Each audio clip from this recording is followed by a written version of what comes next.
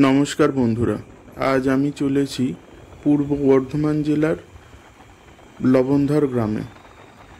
আমার একটা কাজের উদ্দেশ্যেই ওখানে যাওয়া, মানে ওখান থেকেই আমাকে নিমন্ত্রণ করা হয়েছিল যে ওখানের একটা গ্রাম রয়েছে যেটা হচ্ছে লবণধর গ্রামের, যেটা এখন বেশি পরিচিত আলপনা গ্রাম নামে। তো ওখানেই একটা এনজিও অন্নপূর্ণা ওয়েলফেয়ার অ্যাসোসিয়েশন থেকে আমাকে আমন্ত্রণ জানানো হয়েছিল যে একটা ওখানে দেওয়ালে কাজ করে দেওয়ার জন্য, মানে ওয়াল পেন্টিং। আর রাস্তা দিয়ে চলেছি তো দুর্দান্ত একটা জায়গা, কারণ হচ্ছে আমরা জঙ্গল পেরিয়ে চলেছি। স্টেশন থেকে, মানগড় স্টেশন থেকে ফরেস্ট একটা রয়েছে, প্রোটেক্টেড ফরেস্ট পেরিয়ে আমরা যাচ্ছি। তো দেখতে পাচ্ছেন এখানে সকলেই প্রচুর গাছপালা রয়েছে, মেনলি যেটা রয়েছে শাল আর সেগুন গাছেরই জঙ্গল। তারপরে এখানে আর লক্ষ্য করা যাচ্ছে মহুয়া, কিছু পলাশ গাছও দেখতে পাওয়া যাচ্ছে। এমনকি যারা আমাকে নিয়ে যাচ্ছিল, আমি বাইকে করেই যাচ্ছিলাম, তো সেই জন্য ভিডিও করতে করতে যাচ্ছিলাম।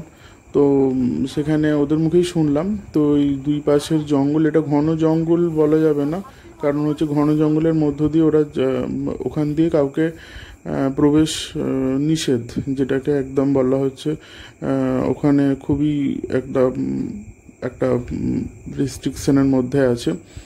তো এইখানে এমনকি অনেক অন্যান্য গাছগুলোর মধ্যে জানলাম যে হরিতকি, বহেরা থেকে শুরু করে নানান প্রজাতির বৃক্ষ এখানে রয়েছে।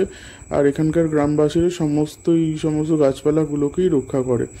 আর দেখতেই পাওয়া যাচ্ছে যে এখানে এই সময়ে, মানে এই দুপুরের সময়তেও কিন্তু কেউ যাতায়াত করে না।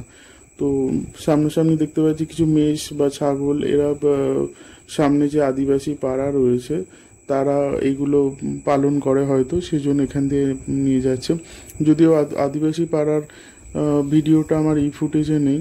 তো যাই হোক, এমনিও বা একটা সুন্দর পরিবেশের মধ্য দিয়ে এগিয়ে যাচ্ছি, মানে একদম মন শান্ত হয়ে যাওয়ার মতো জায়গা। আর অনেকটা প্রায় এসেও পড়েছি, যদিও কাছাকাছি ওদের মুখেই শুনলাম যারা বলছে নিয়ে যাচ্ছিল। তো এখান থেকেই সামনে একটা গ্রাম রয়েছে, ছোট্ট কিছু বাড়ি নিয়ে একটা গ্রাম।